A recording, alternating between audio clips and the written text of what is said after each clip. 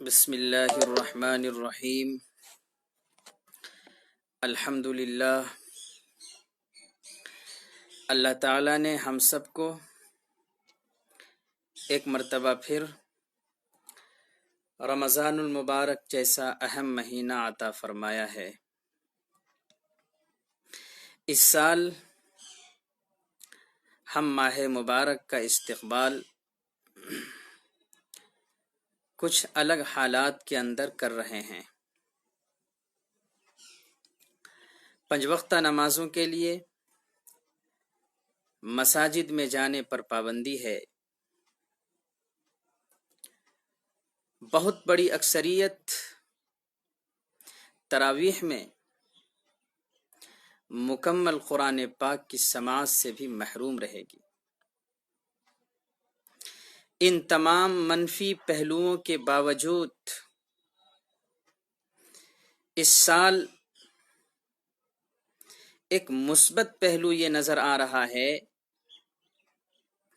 کہ اس سال ہم رمضان کا استقبال فرصت کے لمحات میں کر رہے ہیں۔ کوئی مشغولی نہیں، کوئی بھاگ دوڑ نہیں،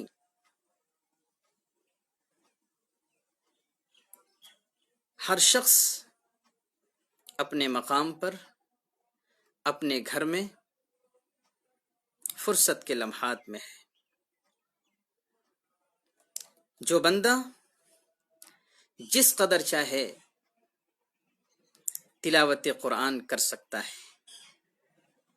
نوافل پڑھ سکتا ہے،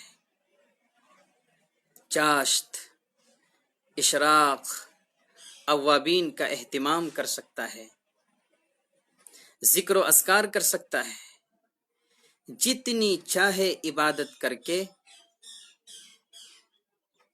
نامہ اعمال میں نیکیوں کا اضافہ کر سکتا ہے۔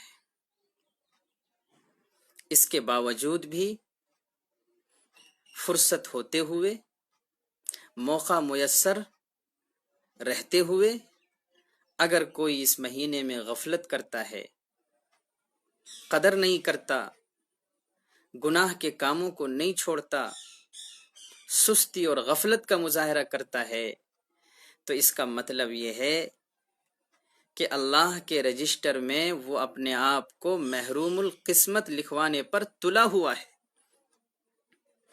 اس مہینے کی عظمت کیا ہے، منزلت کیا ہے؟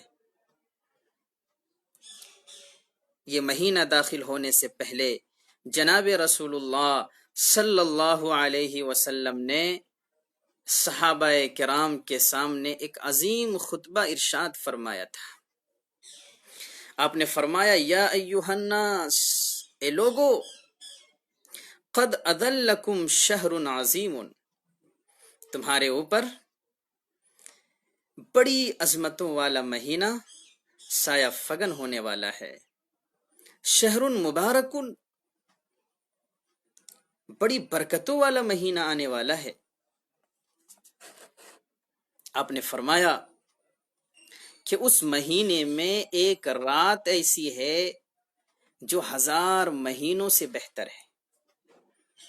مختصر مطلب یہ ہے کہ ایک بندہ 1000 مہینے عبادت کر کے جس مقام پر پہنچ سکتا ہے، اس مہینے میں ایک رات ایسی ہے کہ صرف اس رات میں عبادت کر کے اتنا بڑا مقام پا سکتا ہے۔ آپ نے فرمایا کہ اس مہینے کا ایک ایک منٹ، ایک ایک لمحہ، ایک ایک سیکنڈ اتنا قیمتی ہے کہ اگر کوئی نفل نیکی کرے تو اس کا ثواب دوسرے مہینوں کے فرض کے برابر ملتا ہے، اور اگر کوئی بندہ یا بندی اس مہینے میں فرض نیکی کرے، نماز پڑھے، روزہ رکھے، زکوٰۃ دے، فرض نیکی کرے، تو اس کا ثواب دوسرے مہینوں کے 70 فرائض کے برابر ملتا ہے۔ اللہ اکبر۔ جناب رسول اللہ صلی اللہ علیہ وسلم نے ارشاد فرمایا، بخاری اور مسلم شریف کی روایت ہے، اذا دخل رمضان فتحت ابواب الجنہ، کہ جب رمضان کا مہینہ آتا ہے تو جنت کے سارے دروازے کھول دیے جاتے ہیں۔ وغلقت ابواب جہنم، اور جہنم کے سارے دروازے بند کر دیے جاتے ہیں۔ وسلسلت الشیاطین، اور شیاطین کو قید کر دیا جاتا ہے۔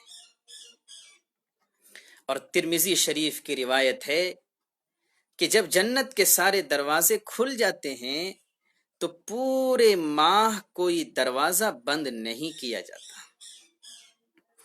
اور جب جہنم کے سارے دروازے بند کر دیے جاتے ہیں تو پورے ماہ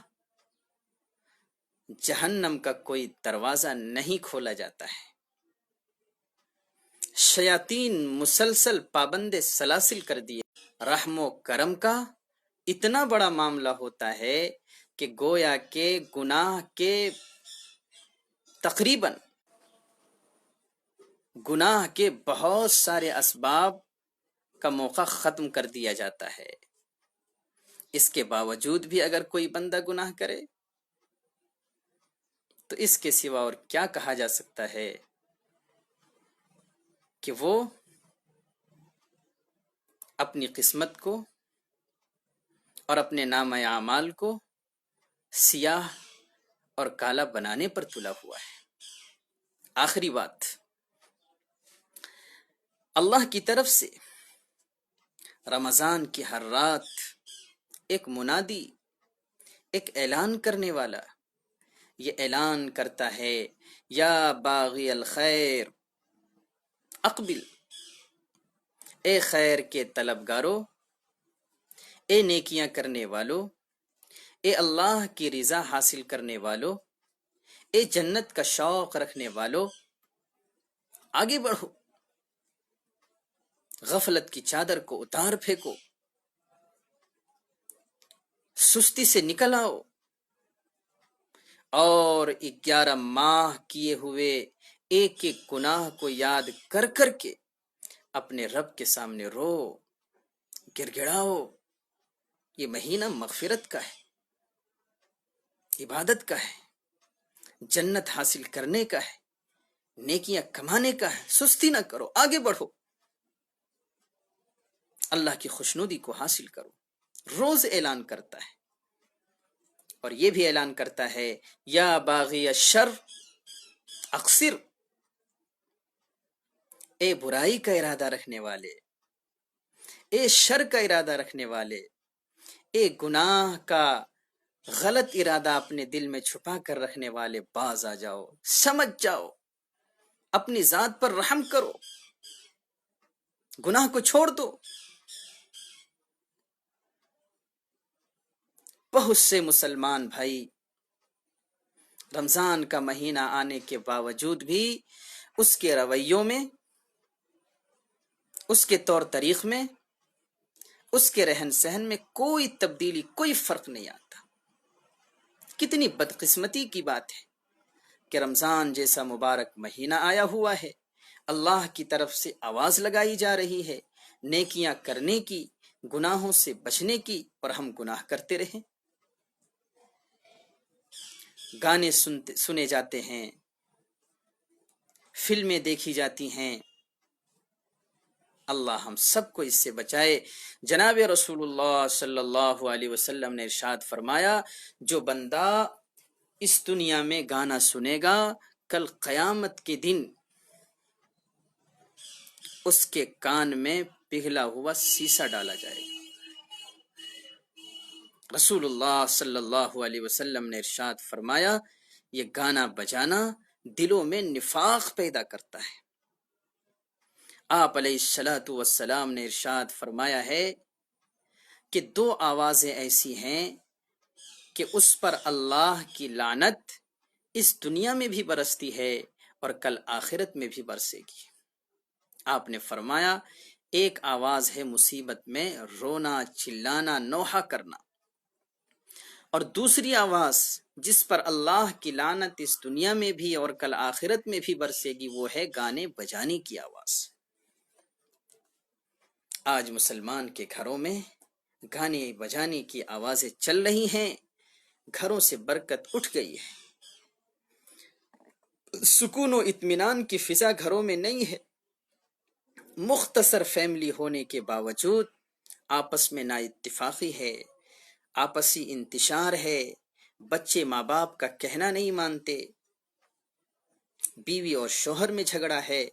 کبھی ہم نے غور کیا کہ اس کی وجہ کیا ہے؟ ہم نے اللہ کی لعنت کو اپنے گھروں میں اتارنا شروع کر دیا ہے۔ برکت کی آواز ہمارے گھروں سے اٹھ گئی ہے۔ قرآن برکت کی آواز ہے، نماز برکت کی چیز ہے، دینی کتابوں کی تعلیم برکت کی چیز ہے۔ کیا ہمارے گھروں میں ہے؟ غور کرنے کی بات ہے۔